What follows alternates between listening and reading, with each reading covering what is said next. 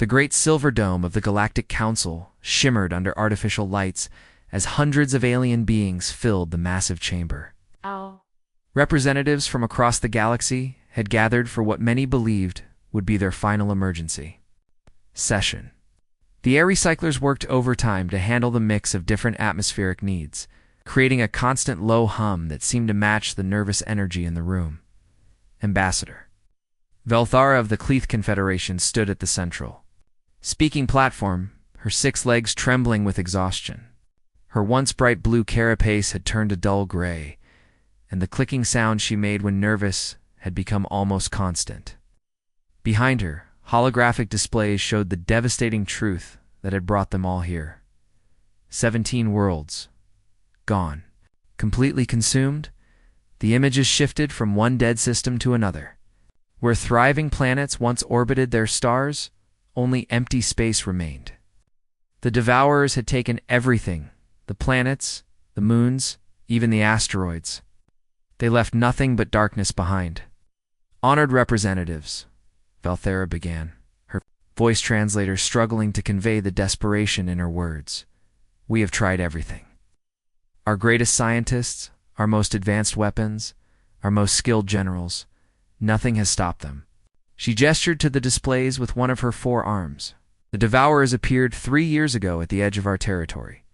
At first we thought they were just another hostile species we could negotiate with or fight off. We were wrong. They are machines ancient beyond measure, and they learn from every battle. Murmurs spread through the chamber. Now the massive, tree-like Valtharians swayed their branches in distress. The crystalline Zephyrians pulsed with worried light patterns. Even the proud warrior caste of the Mordock Federation seemed unsettled. Adept, Velthara continued, her voice growing more strained. When we used plasma weapons, they developed shields. When we attacked with kinetic bombardment, they absorbed the energy and grew stronger. When we tried biological warfare, they simply consumed our weapons and turned them against us. She paused, looking around the chamber at faces both alien and familiar. Many she had worked with for decades. Some had been friends. They all wore the same expression, the look of beings who had already decided they could not help. The world they consume makes them more powerful. They take the raw materials and build more of themselves. What started as 12 individual devourers has become hundreds. Soon it will be thousands. The Valtharian representative, a towering being whose bark-like skin showed stress patterns, spoke first. The Valtharian collective sympathizes with your plight, but our forces are spread thin, protecting our own borders. Cannot spare ships. For a war, we might not be able to win. Velthara had expected this. The Valtharians were traders, not warriors. They would protect their trade routes and little else. The Zephyrian delegate's crystal form flashed with polite but firm colors. Our analysis suggests the Devourers will not enter Zephyrian space for at least 50 years. We must focus our resources on our own defensive preparations. One by one, the excuses came. The Mordock Federation was dealing with civil unrest. The Celestial Empire was recovering from a plague. The Silicon Confederacy was undergoing a political transition. Each reason was valid, each excuse understandable, and each one felt like another nail in the coffin of Velthara's people. Please, she tried again, her voice cracking. We are not asking you to fight our war for us. We only need support, supplies, ships, anything you can spare. The Devourers will not stop with Cleath space. They will come for all of us eventually. The chamber fell silent, except for the humming of the air recyclers. Velthara could see it. In their eyes, they all knew she was right. The Devourers would not stop. But that was a problem for tomorrow. And today, they had their own concerns. As the formal session ended with promises to consider the matter and explore options, Velthara felt her hope dying. A younger Cleath named Zixon approached. With his head low, Ambassador, there is one more option, he said quietly. The humans. Alteris? Antenna twitched in confusion. The humans. They have been part of the galaxy for less than a century. They are still considered a developing species. But they are also the only ones who have not yet said no. Velthara considered this. The humans were young, aggressive, and unpredictable. Most of the galaxy treated them with a mixture of amusement and concern. They had a tendency to involve themselves in conflicts that had nothing to do with them. Their military was small, but had shown surprising effectiveness in the few border skirmishes they had been involved in. They have so few ships, Valthera said. What could they possibly do that our fleets could not? Zixon shifted nervously. Perhaps nothing, but they are the only ones who might say yes. As the great chamber emptied and the other delegates returned to their ships, Valthera remained at the platform, staring at the images of her destroyed worlds. 17 planets.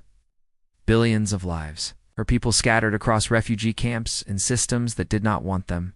She had one last option. A young, primitive species that barely understood the dangers of the galaxy they had joined. It was probably pointless. But it was all she had left. Admiral Kim Day was reviewing supply reports in his office aboard the orbital station above. Earthwind, the communication alert chimed. The formal diplomatic message appeared on his screen. But it was the attached video file that changed everything. Valthera's face filled the display. Her alien features twisted with grief and desperation. Even through the translation software, her pain was unmistakable. She spoke of lost worlds, consumed planets, and a mechanical plague that devoured everything in its path. But it was her final words that hit Kim Day like a physical blow. We have nowhere else to turn. Please, if your species values life, help us. Kim Day had served in the Human Systems Alliance for 30 years. He had seen war, peace, victory, and defeat. But he had never seen anything like the raw desperation in that alien's eyes. Within minutes, he had forwarded the message to Alliance Command with a single recommendation. Immediate response authorized. The video message spread through human space like wildfire.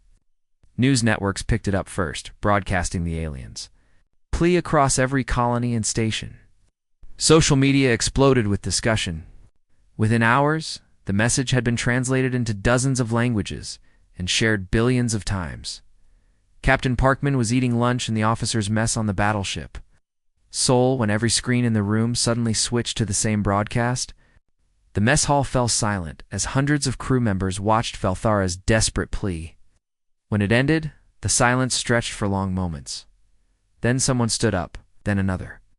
Within minutes, the entire mess hall was on its feet, not in applause, but in something deeper. A shared recognition that they had just witnessed something that demanded action. Sir Parkman's communications officer approached him. We're getting calls from across the fleet. Every ship wants to volunteer for whatever mission this is about. The response was unlike anything in human history. Military recruitment centers were overwhelmed within 6 hours. The line outside the recruitment office in New Shanghai stretched for 3 city blocks.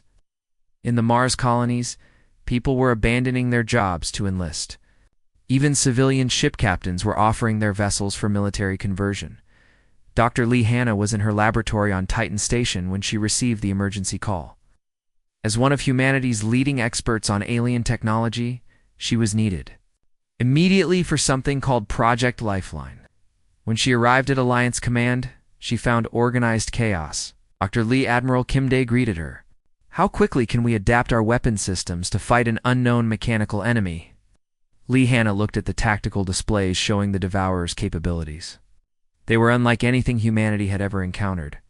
Give me 72 hours and every engineer you can spare. You have both. Cross human space. The massive mobilization continued. Corporate shipyards that had been building passenger liners began retrofitting them for war. Mining companies donated their heavy equipment. Even children were collecting scrap metal for the war effort. The speed of the response shocked even the humans themselves. The Alliance had never moved so quickly on anything. Normally a military deployment took months of planning and debate. This time, ships were being loaded and crews assigned within days. Captain Choi Yuna commanded a small patrol vessel that normally handled customs inspections near the Jupiter trade routes. When the call for volunteers came, she immediately offered her ship and crew. To her surprise, Alliance Command accepted, ordering her to report for military conversion at the Luna shipyards. Ma'am, her first officer asked as they watched workers, installing weapon systems on their peaceful patrol ship, do we even know what we're getting into? Choi Yuna thought about Velthara's message, about worlds consumed and billions dead. No, but that's never stopped us before. The shipyards worked around the clock. Passenger ships became troop transports.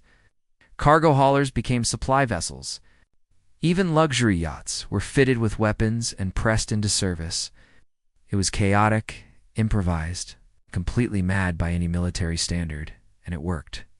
3 days after receiving Velthara's message, Admiral Kim Dae stood on the bridge of the command ship Earth's Promise, looking out at the most unlikely fleet in human history. 284 ships of every size and description, carrying 50,000 volunteers from across human space. There were proper military vessels, of course. Battleships, cruisers, destroyers, and fighters. But there were also converted cargo ships, mining vessels, research ships, and even a few luxury liners. The crews were just as mixed. Professional military officers served alongside merchant captains, corporate executives, and college students who had enlisted the day before. Ambassador Velthara stood beside him, her alien features showing amazement, and something that might have been hope. She had come expecting perhaps a few ships, maybe some supplies. Instead, she was looking at humanity's largest military deployment in decades. "Admiral," she said through her translator, "this is more than we dared hope for. But these devourers, they have destroyed fleets much larger than this." Kim Dae nodded. "Maybe. But those other fleets weren't human." He turned to his communications officer. "Signal all ships. Prepare for jump to Cleath space." The officer hesitated. "Sir, some of the civilian ships don't have military-grade jump drives." "It will take them longer to make the transition." "Then we wait for them," Kim Dae said firmly. "We go together, or we don't go at all." As the massive fleet began its jump sequence, Velthara realized something that would change her understanding of humanity forever. They had not just sent military aid. They had sent their neighbors, their teachers, their children. They had sent pieces of themselves. And they were all going to war for strangers they had never met. The mining world of Kepler 442c had been beautiful once. Captain Lee Hanna remembered seeing the tourism advertisements before the war. Crystal blue oceans, floating cities and mountains that reached into the clouds. Now as her ship dropped out of hyperspace, she saw only darkness. Where a planet should have been, there was nothing but empty space and debris. The Devourers had not just destroyed the world, they had consumed it completely, leaving behind only scattered chunks of rock and metal floating in the void. "My God," whispered her navigator, a young man named Park Jin who had signed up 3 days ago. "They ate the whole planet." Admiral Kim Dae's voice crackled over the communications. "System 2, all ships in the fleet. All vessels maintain formation. Intelligence reports suggest the Devourers are still in this system, feeding on the asteroid field." Captain Lee Hanna adjusted her ship's sensors and immediately wished she had not. The things moving through the asteroid field were massive beyond comprehension. Each Devourer was the size of a small city, roughly cylindrical in shape, with countless mechanical arms extending from their bodies. Like the legs of some enormous spider, she watched in horrified fascination as one of the creatures wrapped its arms around a chunk of rock the size of a skyscraper. The rock simply vanished, consumed in seconds. Where it had been, new mechanical parts grew from the Devourer's body, making it slightly larger than before. "Fleet Command, this is Captain Choi Yuna aboard the Determination," came a voice over the radio. "I count at least 30 of these things, and they're all feeding. How are we supposed to fight something that big?" Before Admiral Kim Dae could respond, the Devourers noticed them. The massive machines turned toward the human fleet with movements that were both graceful and terrifying. They did not communicate, did not demand surrender, did not even seem curious about these new arrivals. They simply began moving toward the fleet with obvious hostile intent. "All ships prepare for combat," Admiral Kim Dae ordered. "Remember what we learned from the Cleath data? These things adapt to our weapons. We need to hit them hard and fast before they figure out how to defend themselves."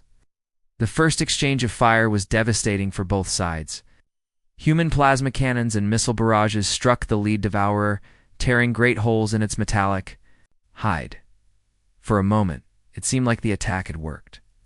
Then the creature began to repair itself, its wounds closing as it learned from the damage.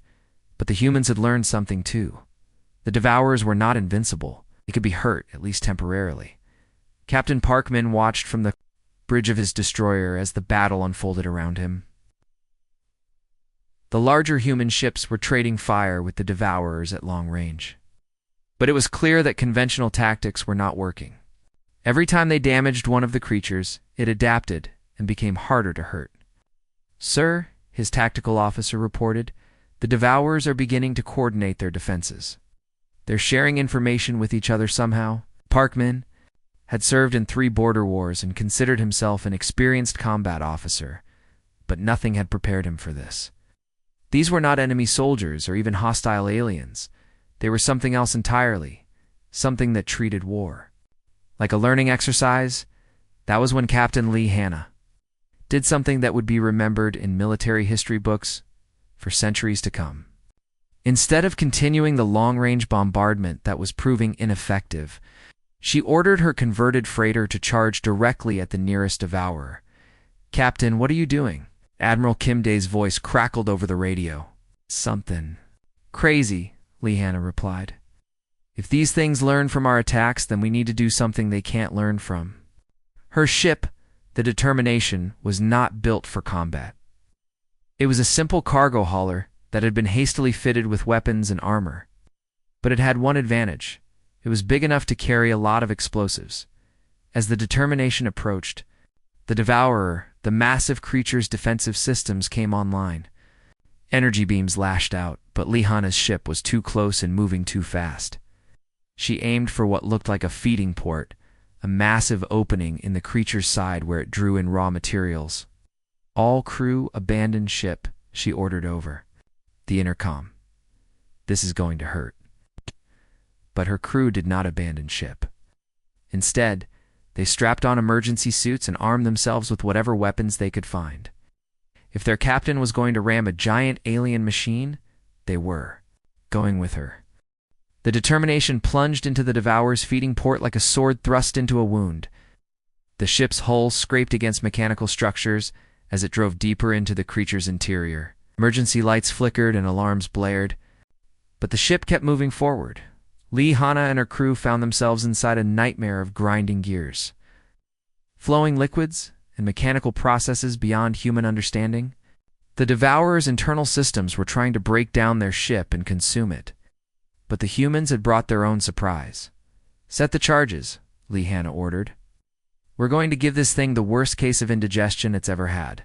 Her crew scattered through the ship, placing explosive devices at critical points.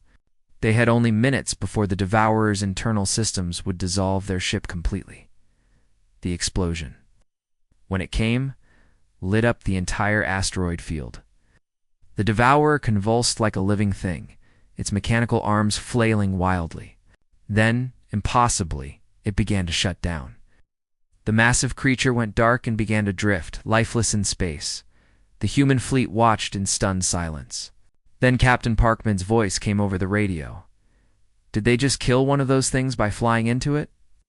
Admiral Kim Dae stared at the drifting hulk of the Devourer. "Yes, they did. Now we know they can be killed."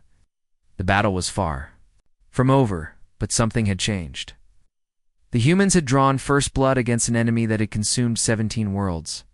More importantly, they had learned something that Cleith had never discovered.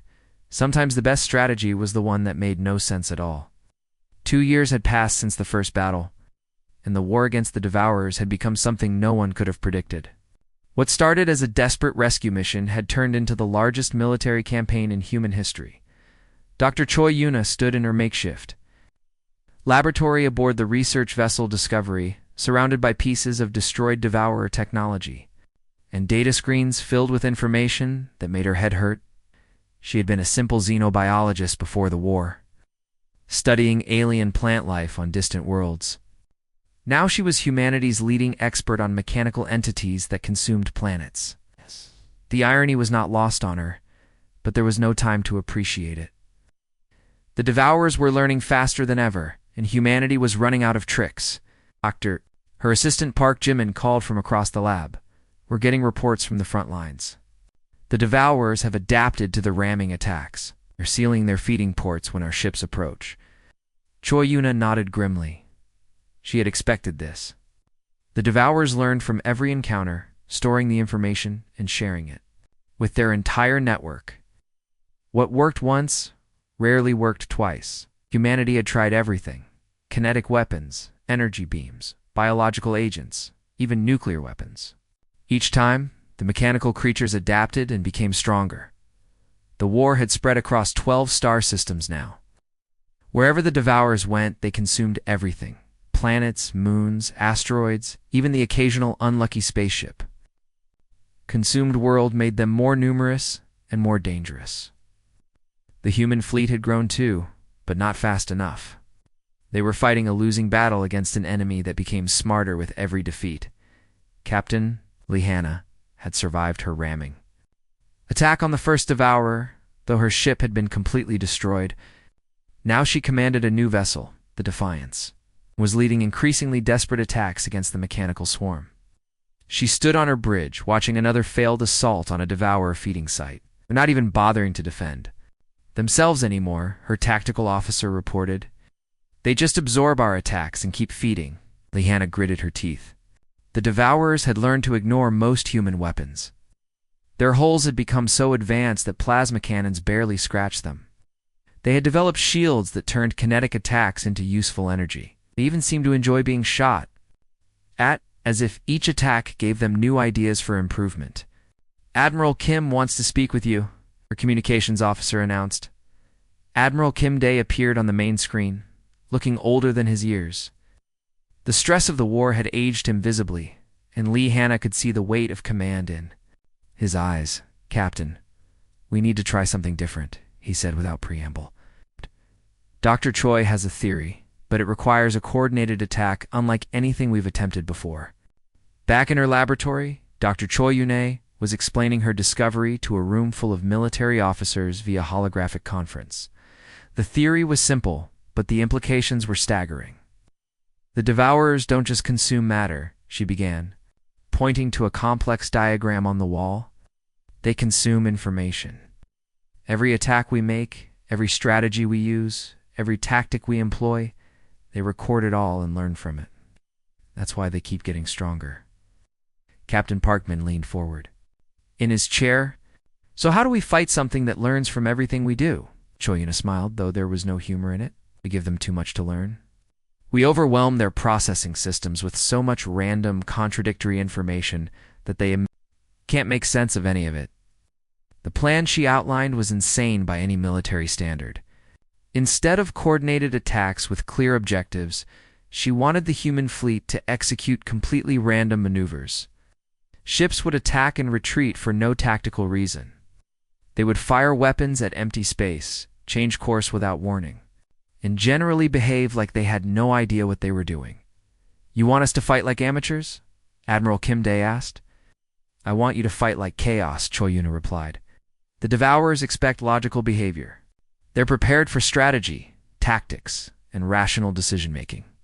They're not prepared for a fleet that acts completely insane. The final battle took place above Cleith Prime, the last unconsumed world in Cleith's space.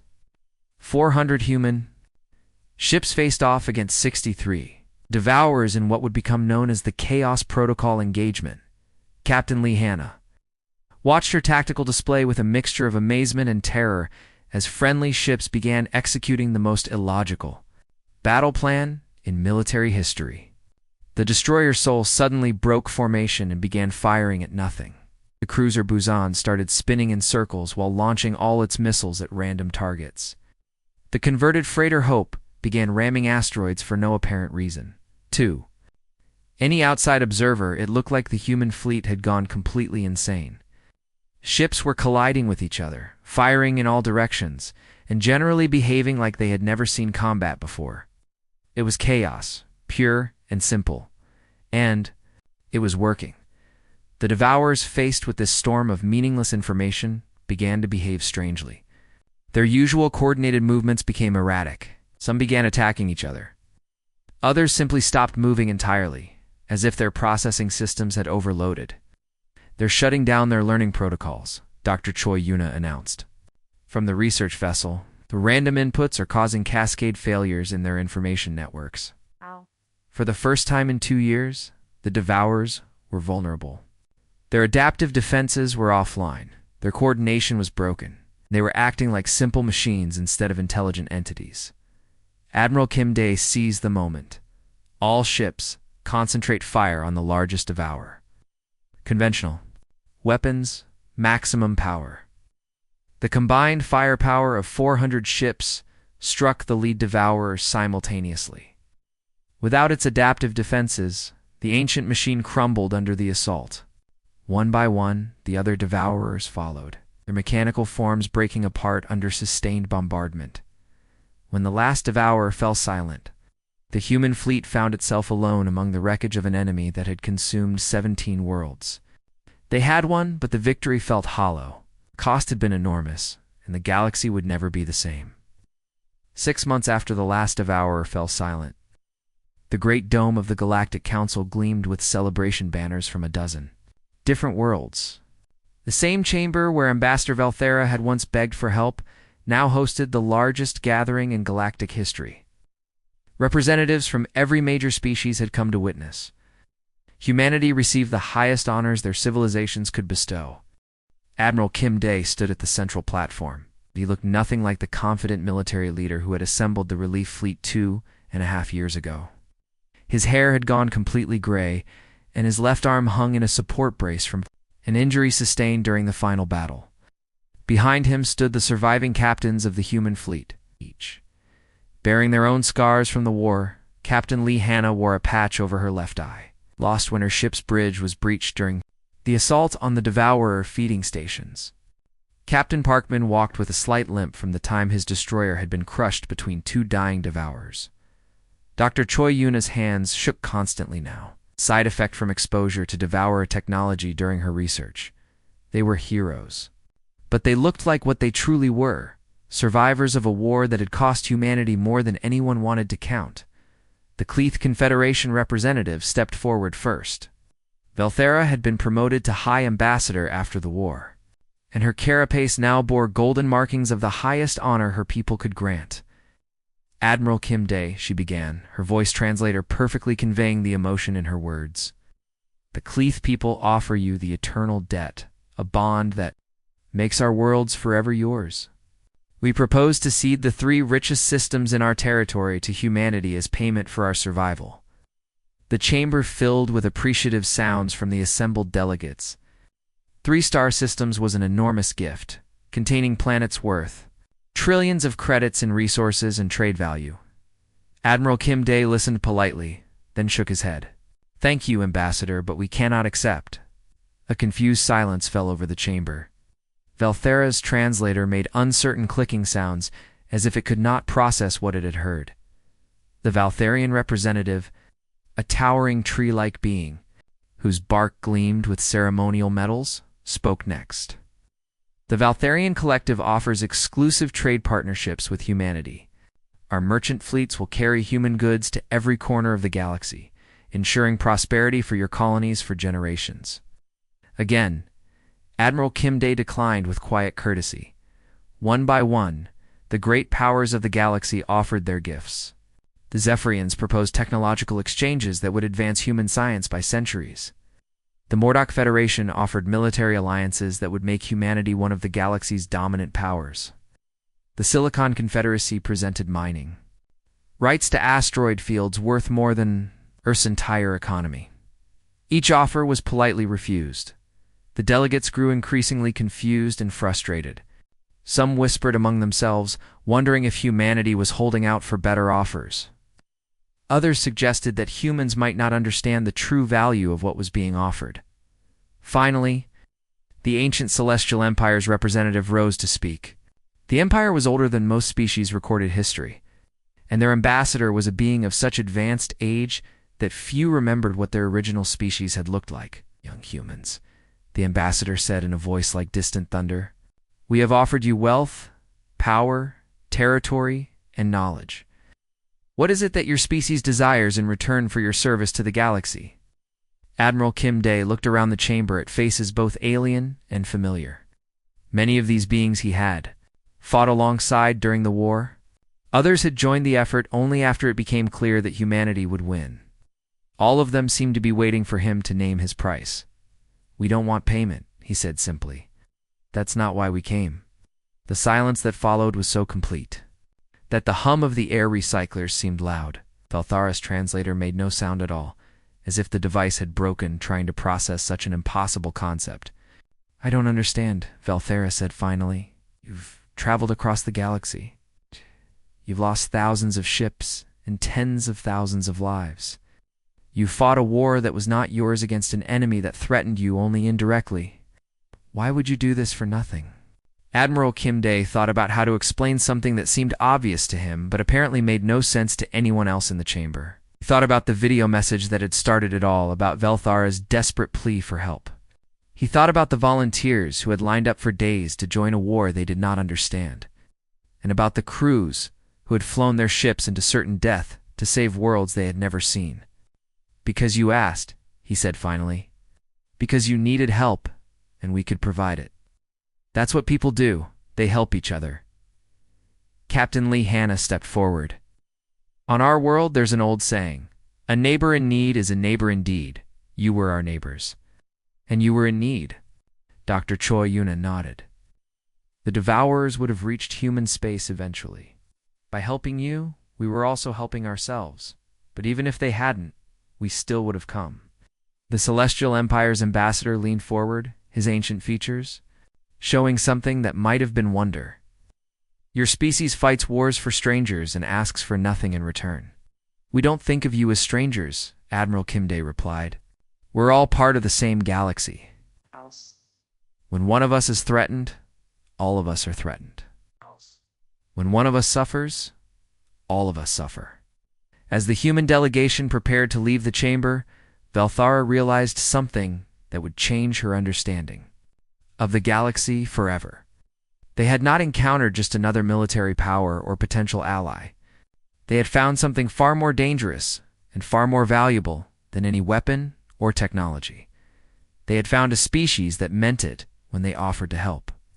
And perhaps, she thought, as she watched the scarred human officers walking away, without asking for anything in return, that was the most alien thing about them of all. The galaxy would never be the same. But for the first time in anyone's memory, that felt like a good thing.